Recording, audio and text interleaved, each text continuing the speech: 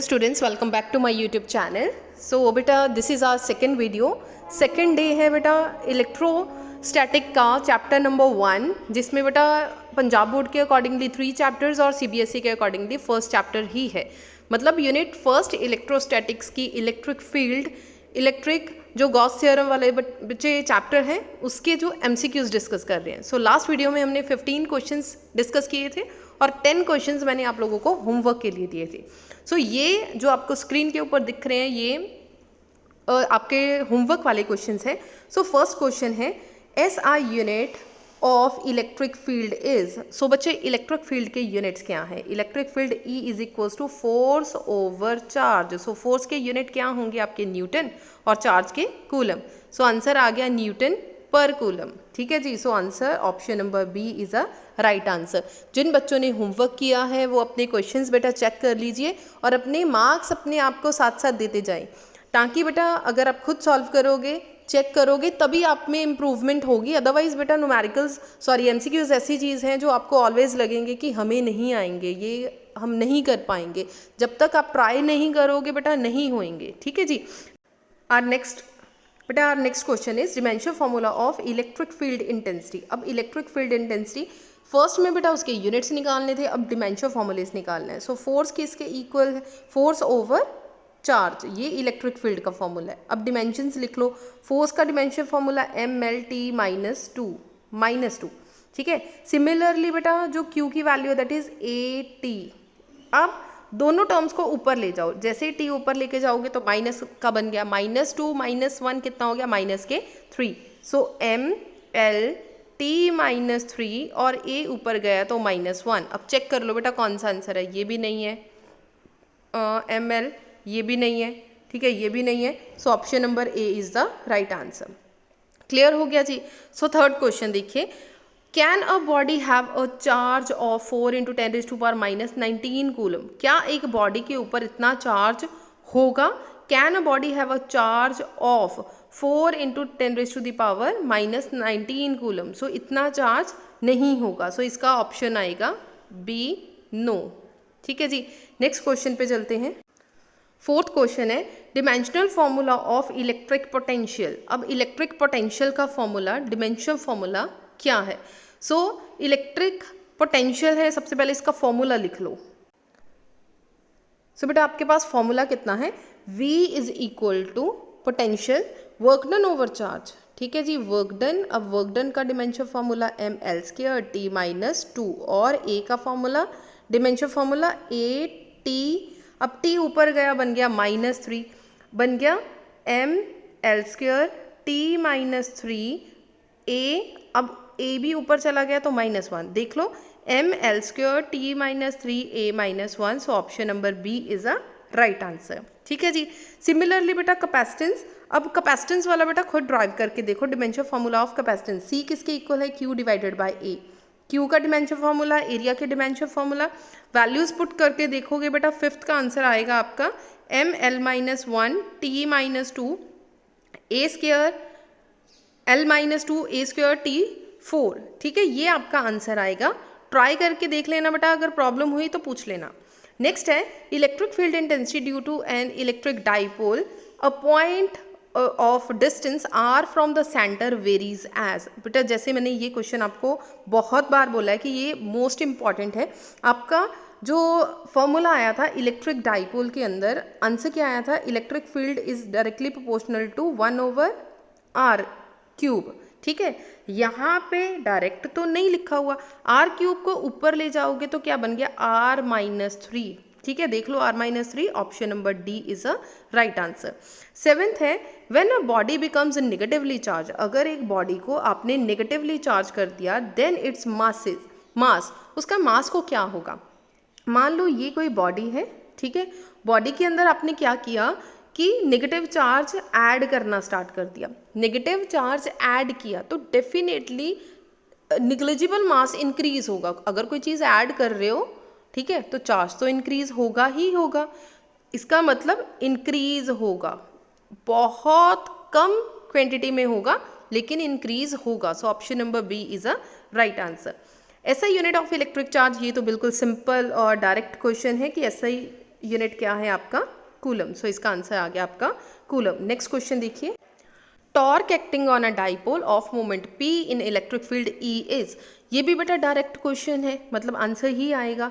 Torque का answer आप लोगों का क्या आएगा? Tau vector is equal to P vector cross E vector. So direct answer आ रहा है, सोचने की कोई ज़रूरत है ही नहीं, दिमाग पे लोड तो डालना ही नहीं। So B option is the right answer, direct answer आ रहा है। ठीक है जी, नेक्स्ट आ जाओ। अ स्टेशनरी चार्ज प्रोड्यूसेस, अगर एक चार्ज स्टेशनरी है, स्टेशनरी मतलब रेस्ट पे पड़ा है, तो इसके आसपास कोई ना कोई फील्ड होगी। ये कौन सी फील्ड है? अगर रेस्ट पे है तो ये सिर्फ और सिर्फ इलेक्ट्रिक फील्ड होगी। कौन सी फील्ड है? इलेक्ट्रिक। अगर ये मूव करेगा, अगर मूव करेगा देन इलेक्ट्रिक और मैग्नेटिक फील्ड दोनों होंगी।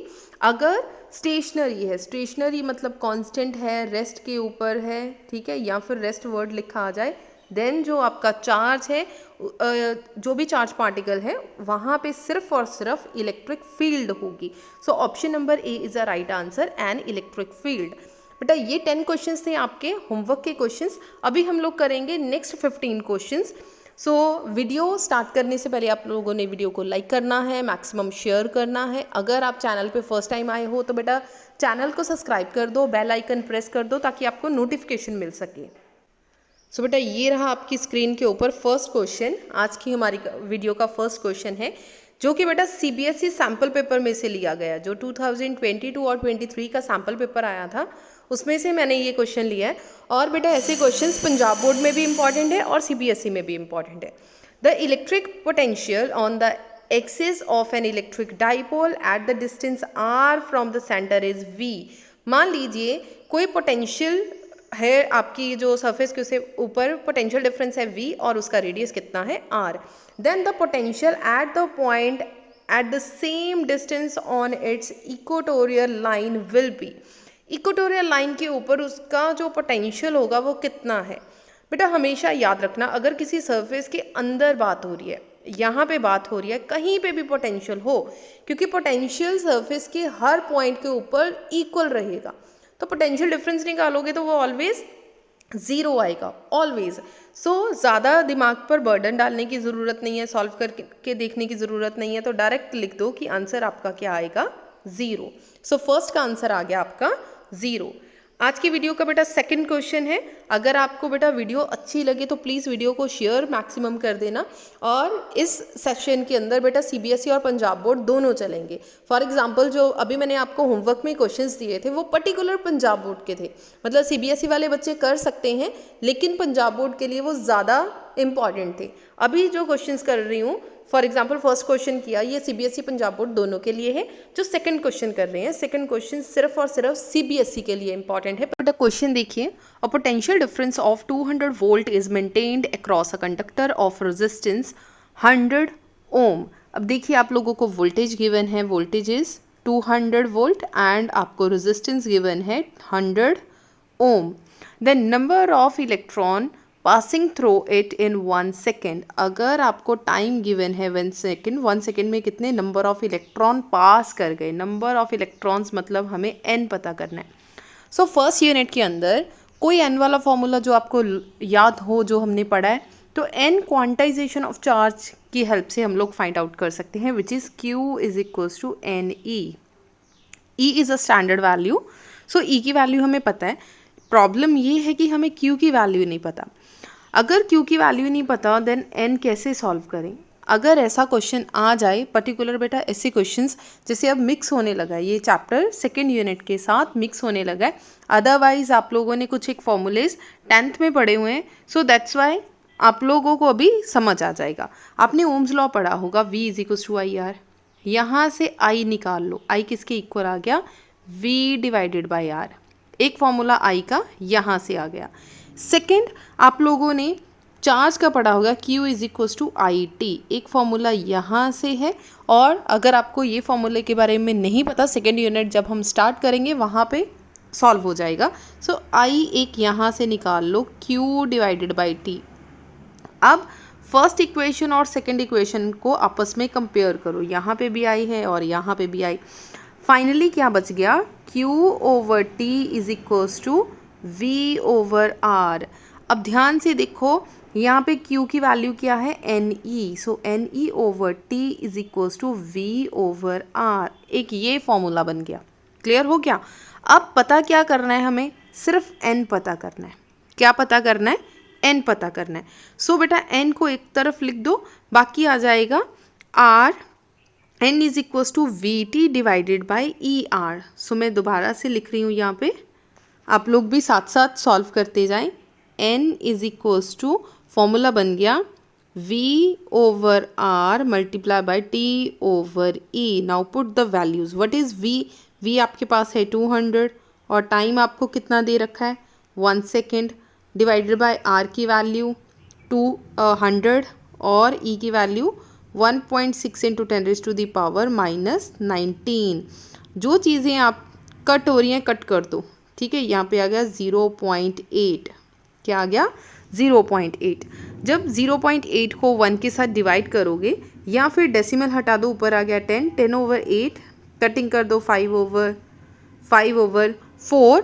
अब इसे डेसिमल्स में कन्वर्ट कर लो तो बन गया 1.25 मल्टीप्लाई। जब ये टर्म ऊपर जाएगी तो पॉजिटिव में आंसर आएगा 10⁻19। अब ध्यान से देख लो, ऐसा आंसर आपका कोई आ रहा है 1.25 इंटू 10⁻19। सो ये रहा आपका आंसर। क्लियर हो गया बच्चे। पंजाब बोर्ड वाले बच्चे ये क्वेश्चन स्किप कर सकते हैं, बिकॉज ये क्वेश्चन मिक्स होकर कोई भी क्वेश्चन आप लोगों का नहीं आएगा। किसी भी 2 चैप्टर्स का क्वेश्चन मिक्स होकर नहीं आएगा, यूनिट्स का क्वेश्चन मिक्स होकर नहीं आएगा। सो CBSE में ऐसे होता है कि 2 चैप्टर्स या 2 यूनिट्स के जो क्वेश्चंस हैं, फॉर्मूलेस हैं, वो मिक्स हो गए एक ही क्वेश्चन के अंदर, जैसे कि इस क्वेश्चन में हुआ है। क्लियर हो गया। सो CBSE वाले बच्चों ने इस लेवल के क्वेश्चंस करने हैं और पंजाब बोर्ड के बच्चों ने इस लेवल के क्वेश्चंस नहीं करने। अब बेटा थर्ड क्वेश्चन देखो, स्क्वायर शीट ऑफ साइड ए। आपके पास कोई एक स्क्वायर शीट है, मान लीजिए ऐसी कोई स्क्वायर शीट है और उसकी साइड्स ए हैं, इसका मतलब सारी साइड्स ए होंगी। इस लाइंग पैरेलल टू XY, और इसे XY प्लेन के अंदर पैरेलल रखा गया है। इसका मतलब इसकी डायग्राम कैसी होगी, सबसे पहले अपने X एक्सिस, Y एक्सिस और Z एक्सिस इस तरीके से ड्रॉ करनी है। और मान लीजिए Z इक्वल्स टू A है, इसका मतलब ये वाली एक्सिस हमने मान ली कि Z है, यहाँ पे पैरेलल रखा गया है, तो इस तरीके से आपने एक शीट को रख दिया। क्लियर हो गया। सो ऐसी आपके पास शीट है और हर साइड इसकी क्या है A। The electric field in the region is E is equals to this. Electric field हमें मैंशनड है कि CZ² K कैप है। The electric flux through the sheet is, electric flux हमें मतलब फाई पता करना है। सो फाई किसके इक्वल है, E vector dot A vector. ठीक है, ये चीज़ हमें पता है, चाहे E वेक्टर लिख लो चाहे आप DS वेक्टर लिख लो, एज यू विश, जैसे आप लोगों ने थ्योरी में पढ़ा हुआ है। अब आ जाओ E की वैल्यू कितनी है। E हमें गिवन है, that is CZ² K vector. ठीक है जी, डॉट A कैप। अब देखिए ये आ गई इलेक्ट्रिक फील्ड। ठीक है, इलेक्ट्रिक फील्ड A साइड में है। अब A वेक्टर मतलब आपकी आएगा एरिया। एरिया किसके इक्वल है, लेंथ इनटू ब्रेथ। यहाँ पे लेंथ भी A है और ब्रेथ भी A है। सो क्या आ जाएगा A²। जब तक आपका कैप लगा हुआ है तो आपको डॉट रखनी होगी यहाँ पे। ठीक है जी, हमने डाल दिया डॉट। सो A वेक्टर आपने लिख दिया K कैप, सेम डायरेक्शन में होगा, so K cap. K dot K किसके इक्वल आ जाएगा, 1 के equal. So finally we get CZ² A²। बेटा E की वैल्यू पुट करी, E की वैल्यू क्या है, CZ A cap dot A vector की value small A² K cap, क्योंकि उसकी डायरेक्शन भी मेंशन करना ज़रूरी है। क्लियर हो गया। अब एक कंडीशन है यहाँ पे कि Z इक्वल्स टू A है, इसका मतलब Z की वैल्यू हम लोग पुट कर सकते हैं A। ठीक है जी। सो फाई का आंसर कितना आ जाएगा, CA² when basis are same then powers are added, so CA⁴। So phi का answer finally we get CA⁴। so this is our option number C। so ये आपकी ऑप्शन नंबर C है। so ये question भी बेटा Punjab board में बिल्कुल नहीं आएगा। 100% ऐसे क्वेश्चंस जो पंजाब बोर्ड में नहीं आएंगे, बट CBSE में बेटा 2022 का आपके एग्ज़ाम का ये क्वेश्चन है। सो आप लोगों ने ऐसे क्वेश्चंस स्किप करके नहीं जाने, आप लोगों ने ऐसे क्वेश्चंस बहुत अच्छे से करके जाने हैं। Next question is most important for CBSE as well as Punjab board. बेटा पंजाब बोर्ड में भी ये क्वेश्चन रिपीटेड क्वेश्चन है, बहुत बार आया हुआ है और बच्चे ज़्यादातर इसमें मिस्टेक करते हैं। सो चलिए देखते हैं इस क्वेश्चन में कहाँ पे ज़्यादा बच्चे मिस्टेक करते हैं और कैसे इसको सॉल्व करना है। N electric dipole placed in a non uniform electric field, बस इसी वर्ड के सारा खेल है। कभी पूछा जाएगा कि यूनिफॉर्म इलेक्ट्रिक फील्ड है, कभी पूछा जाएगा कि नॉन यूनिफॉर्म इलेक्ट्रिक फील्ड है। अगर नॉन यूनिफॉर्म इलेक्ट्रिक फील्ड हुआ मतलब इस तरीके से कोई ऊपर जा रहा है फील्ड, कोई नीचे आ रही है फील्ड, कोई स्ट्रेट जा रही है, इस तरीके से अगर ऐसी फील्ड होगी it then field will experience, जो फील्ड होगी इलेक्ट्रिक फील्ड होगी वो क्या चीज़ एक्सपीरियंस करेगी। सबसे पहले एक तो आर्टिकल को हल्का सा रिवाइज करेंगे। अगर आपने इलेक्ट्रिक फील्ड ऐसे रखी और डाइपोल को ऐसे रखा, यहाँ पे जो डाइपोल होगा उसकी जो ये फोर्स होगी दैट इज़ QE फैक्टर। जो ये वाला पॉइंट है नेगेटिव चार्ज वाला पॉइंट है, इस पे जो इलेक्ट्रिक फील्ड होगा जो फोर्स होगा that is -QE factor. So total force कितना हो गया, ये वाला फोर्स प्लस ये वाला फोर्स, ये पॉजिटिव का है और ये नेगेटिव का है। सो ये both are cancel out with each other and your force becomes 0 in case of uniform electric field. ये चीज़ याद रखो, ये कब हुआ, जब आपकी यूनिफॉर्म इलेक्ट्रिक फील्ड थी, ठीक है, एक जैसी यूनिफॉर्म इलेक्ट्रिक फील्ड थी। लेकिन यहाँ पे जो क्वेश्चन है उन्होंने बोला कि non uniform electric field, non uniform मतलब जैसे यूनिफॉर्म के अंदर फोर्स 0 थी बट नॉन यूनिफॉर्म के अंदर फोर्स 0 नहीं होगी। अगर फोर्स 0 नहीं है तो टॉर्क तो लगेगा ही लगेगा, फोर्स इनटू परपेंडिकुलर डिस्टेंस तो है ही, मतलब टॉर्क भी होगा और फोर्स भी होगी, दोनों चीज़ें होंगी। So both force and torque. Clear हो गया। अगर मान लो यहाँ पे क्वेश्चन होता कि अगर सिर्फ यूनिफॉर्म इलेक्ट्रिक फील्ड हो देन क्या अप्लाई होगा, तो देन सिर्फ और सिर्फ टॉर्क अप्लाई होगा। क्लियर हो गया। फिर टॉर्क आंसर आना था। अगर नॉन यूनिफॉर्म वर्ड आ गया then your answer is both force and torque. बेटा ये पंजाब बोर्ड में भी most most most important question है। डिट्टो सेम वर्डिंग आप लोगों को पंजाब बोर्ड में देखने में मिल सकता है ये वाला क्वेश्चन, और CBSE में भी आप लोग देख सकते हो। 2022 का क्वेश्चन है बेटा, इसी साल जिन बच्चों ने पेपर दिया है उन बच्चों के पेपर में ये क्वेश्चन इस साल आया था। ठीक है जी। नेक्स्ट आ जाओ, हमारा 5th क्वेश्चन है, late N1 N2 be the number of electric field lines going out of an imaginary cube of side A that enclosed an isolated point charge 2q and N2 be the corresponding number of an imaginary sphere of radius A that enclosed an isolated positive charge 3q, then N1 over N2 आप लोगों ने पता करना है। सो ये question भी बेटा CBSE का क्वेश्चन है और 2022 में ये क्वेश्चन आया हुआ है। ठीक है जी, रिसेंटली पेपर में आया हुआ है। सो इतने ज़्यादा बेटा MCQs कैसे आ गए एक एक पेपर में, क्योंकि CBSE के अंदर set A, set B, set C इस तरीके से 3-3 सेट आएंगे और 3 सेट्स के जो क्वेश्चंस हैं MCQs हैं आपस में मैच नहीं करेंगे। दैट्स वाई इतने ज़्यादा क्वेश्चंस यहाँ पे हैं CBSE 2022 के। ठीक है जी। चलिए अब उन्होंने बोला कि N1 be the number of electric lines. यहाँ पे इतनी ज़्यादा नंबर ऑफ इलेक्ट्रिक लाइंस हैं, सो आपने पता करना है N1 ओवर N2। सो ध्यान से देखिए, यहाँ पे चार्ज इनक्लोज की बात की गई है, आइसोलेटेड पॉइंट चार्ज के अक्रॉस, इसका मतलब गॉस थ्योरम की बात की गई है। ठीक है, एक के ऊपर चार्ज कितना है 2q और दूसरे के ऊपर चार्ज है 3q। सो N1 की वैल्यू कितनी होगी 2q divided by epsilon not. ठीक है, इतना फ्लक्स हो गया। दूसरा फ्लक्स कितना होगा N2 कितना होगा, N और N1 N2 की फॉर्म में लिखना है, क्योंकि उन्होंने बोला हुआ है कि N1 और N2 की फॉर्म में लिखना है। ठीक है, N2 कितना हो गया 3q divided by epsilon not. अब लास्ट में रेशो निकाल लो N1 over N2। So 3q divided by epsilon not. जो चीज़ें आपस में कट हो रही हैं वो कट कर दो। सो ये चीज़ें कट हो गई। फाइनली क्या बच गया 2 ओवर 3। 2 ओवर 3 मतलब ऑप्शन नंबर आपके पास आ गई B। So B is the right answer. ये क्वेश्चन भी बेटा CBSE का क्वेश्चन है, सो पंजाब बोर्ड में ऐसा क्वेश्चन नहीं आएगा। ठीक है जी। नेक्स्ट आ जाओ, ये बेटा दोनों बोर्ड्स के लिए क्वेश्चन है, सीबीएसई और पंजाब बोर्ड दोनों बच्चे कर सकते हैं। Which statement is true for Gauss theorem, Gauss theorem के लिए कौन सी स्टेटमेंट ट्रू है। अब देखो उन्होंने बोला कौन सी स्टेटमेंट ट्रू है, इसका मतलब एक एक लाइन पढ़ते जाओ और अगर ट्रू है तो वेट कर लो, अगर ट्रू नहीं है पढ़ते साथ पता चल गया तो क्रॉस कर दो।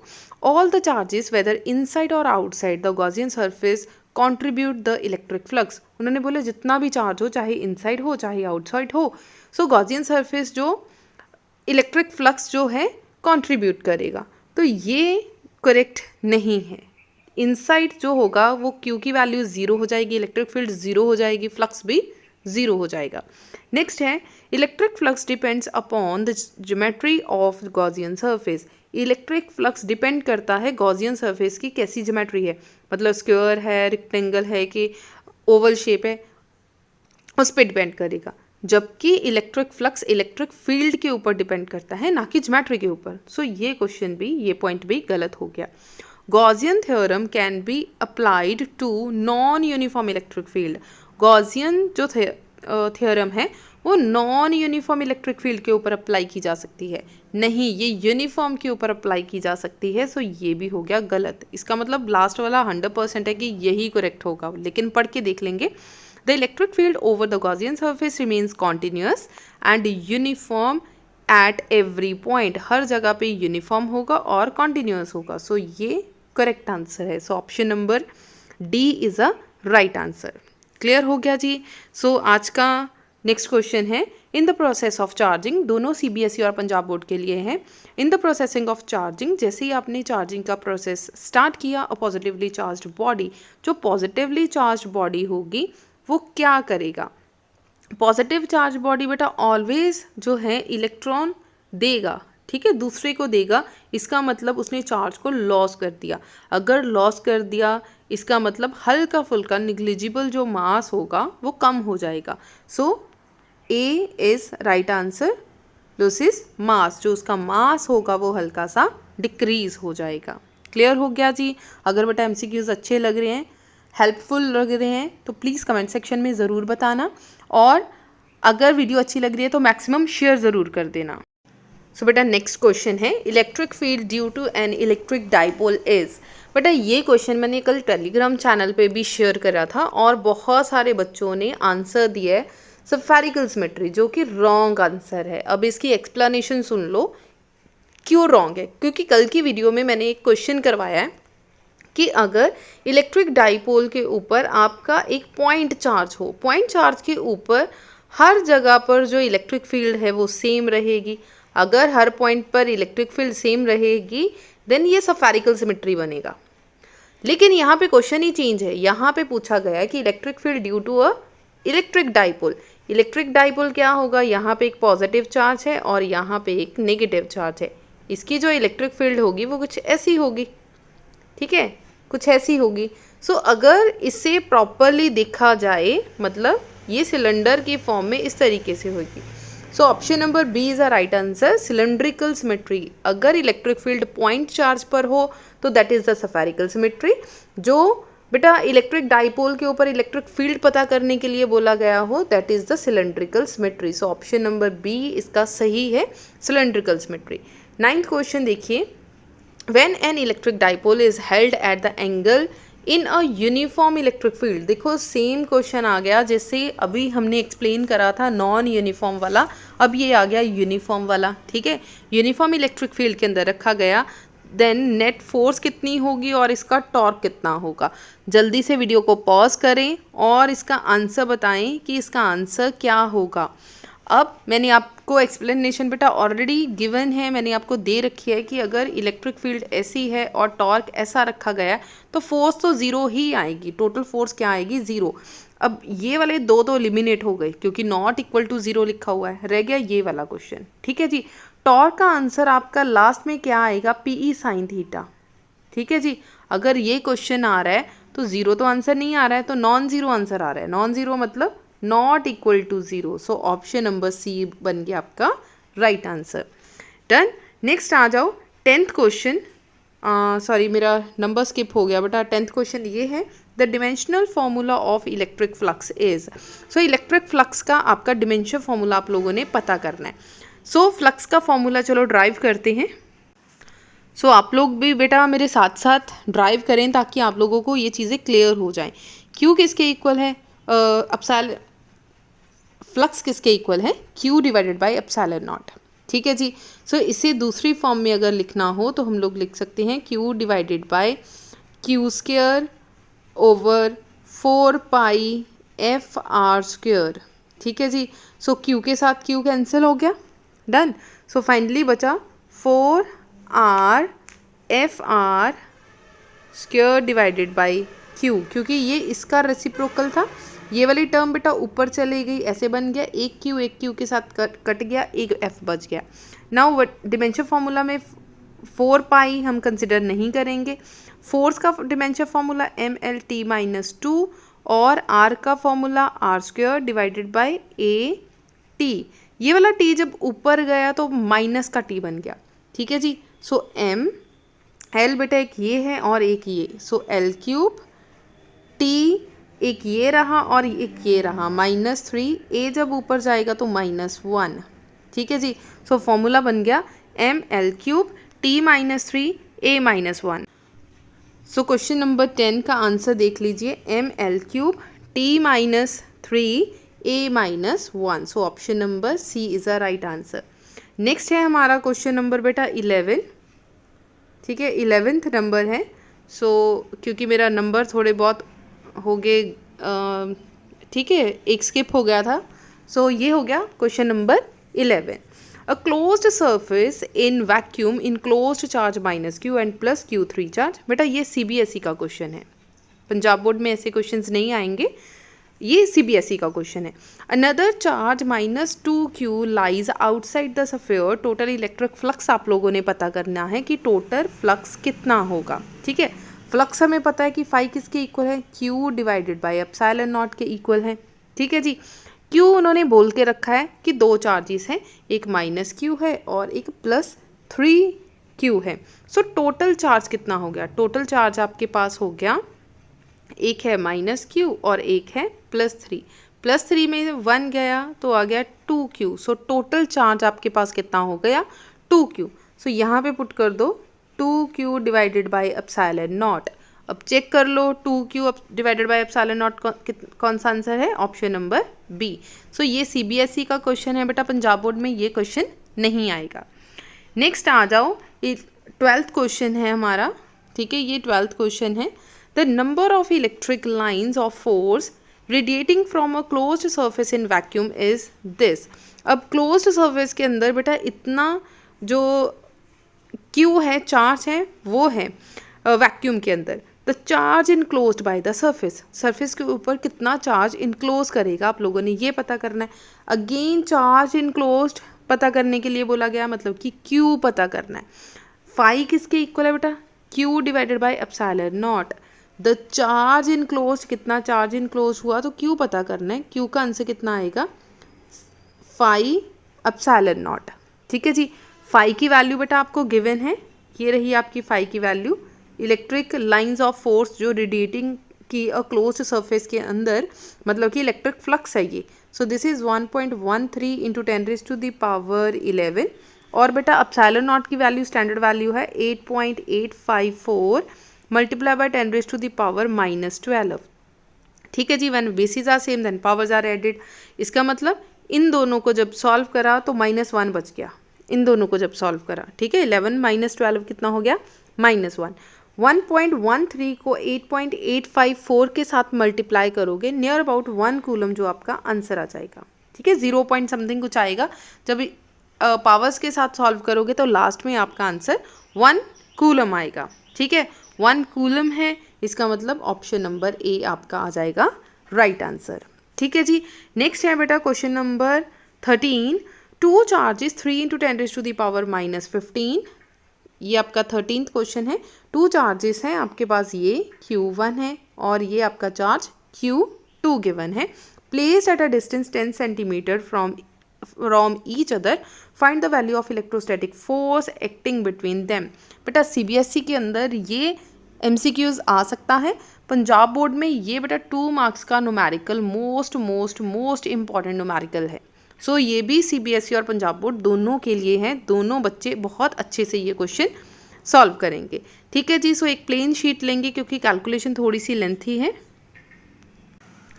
चलिए वैल्यूज पुट करना स्टार्ट करेंगे। फोर्स किसके इक्वल है, 1/4 पाई एप्सिलॉन नॉट। सो मैंने डायरेक्ट लिख दिया K Q1 Q2 divided by R square. ठीक है जी। K की वैल्यू कितनी है, 9 × 10⁻⁹। Q1 गिवन है बेटा 3 × 10⁻⁻5 और Q2 is also given 5 × 10⁻⁴ divided by कितना डिस्टेंस है, 10 सेंटीमीटर। 10 सेंटीमीटर को मीटर में कन्वर्ट करा तो 0.1 मीटर। सो यहाँ पे आ गया 0.1 मीटर का होल स्क्वायर। क्लियर हो गया। अब इन सबको सॉल्व करना स्टार्ट करो। 3 5 15, 15 9 15 को बेटा 9 के साथ मल्टीप्लाई करके देख लो, आपके पास आ गया 135। सो आ गया 135 multiply by 10⁻⁴ when bases are same then powers are added। 9 में से 5 गए प्लस के 4 प्लस 4 के साथ ऐड हो गए तो 8, या फिर आप ऐसे भी कर सकते हो 9 + 4 कितने हो गए 13 में से 5 गए तो बच गया 8। ठीक है।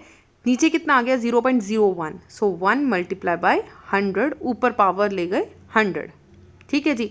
सो इन दोनों को सॉल्व करा तो आ गया 1.1 131 × 10⁻10। अब डेसिमल अगर आपने रिमूव करना है तो याद रख लो 135 ऑप्शंस चेक कर। 135 मल्टीप्लाई बाय 10⁻10, लेकिन ऐसी ऑप्शन कोई भी नहीं है।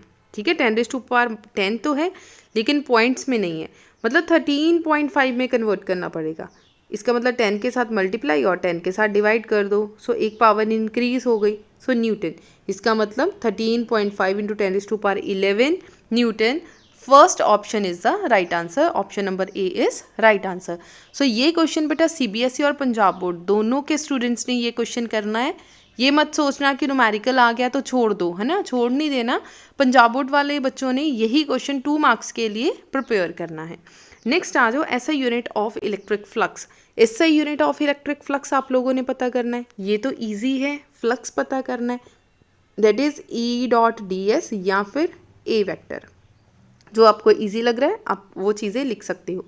इलेक्ट्रिक फील्ड के यूनिट्स क्या है, न्यूटन पर कूलम, और डिस्टेंस मीटर स्क्वायर। सो आ गया न्यूटन मीटर स्क्वायर पर कूलम स्क्वायर। ठीक है, पर कूलम है।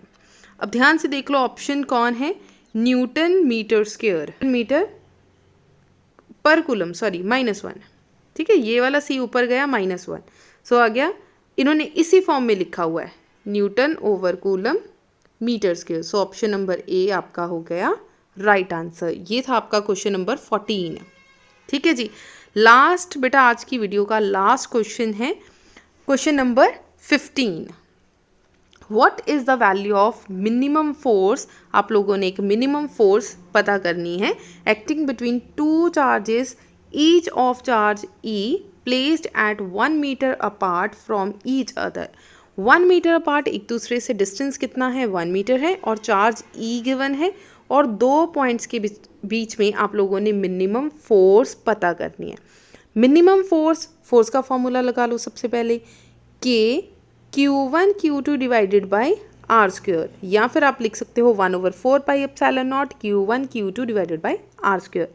अब देखो K की वैल्यू ऐसे लिख दो K, Q की वैल्यू आप लोगों ने क्या लिखनी है E multiply by E divided by R is 1, इसका मतलब 1 स्क्वायर। सो सॉल्व करके आपके पास क्या आ गया K E स्क्वायर। अब देख लो क्वेश्चन के साथ कौन सा मैच कर रहा है answer, K E square. So option number A is the right answer. Clear हो गया बेटा। सो 10 क्वेश्चंस हमने सॉल्व करे आज, जो कि कल का होमवर्क था।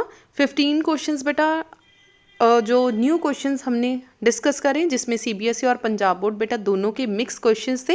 मैंने आपको साथ साथ वीडियो के बता दिया कि कौन सा क्वेश्चन सीबीएसई का है और कौन सा क्वेश्चन पंजाब बोर्ड का है। अभी आप लोगों को होमवर्क के बेटा 10 क्वेश्चंस दूंगी, जो कि आप लोगों ने कल अच्छे से प्रिपेयर करने हैं, और इनके आंसर्स बेटा हम लोग कल की वीडियो में डिस्कस करेंगे, जैसे आज सबसे पहले होमवर्क ही डिस्कस किया था। ठीक है जी। सो क्वेश्चन आप लोग चेक कर सकते हैं। सो क्वेश्चन नंबर 11, होमवर्क की शीट मैंने अलग से बनाई हुई है। इसकी पीडीएफ आप लोगों को Telegram channel physics with Rimpal ma'am पे मिल जाएगी, और लिंक बेटा डिस्क्रिप्शन बॉक्स में है। सारे लेक्चर्स जो हैं ऑलरेडी पिछले साल बेटा मैंने डिलीवर किए हुए हैं, तो थ्योरी लेक्चर्स वही रहेंगे। ठीक है, वो आप लोग लेक्चर जो चैप्टर वाइज अपना जो लेक्चर्स हैं वो ले सकते हैं। और ये बेटा इस साल हम लोग MCQs, assertion reasons, true fall, numericals etcetera पे फोकस करेंगे। सो वो चीज़ें साथ साथ आपकी चलती रहेंगी। सो ये क्वेश्चंस हैं बेटा जो आप लोगों का होमवर्क है, और अच्छे से प्रिपेयर करना है। इनमें से किसी में भी डाउट हो तो कमेंट सेक्शन में आप लोग पूछ सकते हो। अदरवाइज ईजी क्वेश्चंस है बेटा, ट्राई करने की कोशिश करो। मैक्सिमम जितना खुद सॉल्व करोगे उतना ही अच्छा रहेगा। ठीक है जी। सो अपने खुद के नोट्स बनाओ, क्योंकि बेटा अपने खुद के नोट से पढ़ना ज़्यादा इजी और कंफर्टेबल रहता है। सो नेक्स्ट 10 क्वेश्चंस मैंने आप लोगों को होमवर्क में दिए हैं। सो नेक्स्ट क्वेश्चंस में अगर किसी तरीके की कोई प्रॉब्लम हो, कोई दिक्कत हो, तो प्लीज़ कमेंट सेक्शन में पूछ सकते हो। अगर वीडियो अच्छी लगे तो प्लीज़ वीडियो को लाइक कर दीजिए, मैक्सिमम शेयर कर दीजिए। अगर चैनल पे बेटा फर्स्ट टाइम आए हो तो चैनल को सब्सक्राइब करना मत भूलिए। Thank you so much.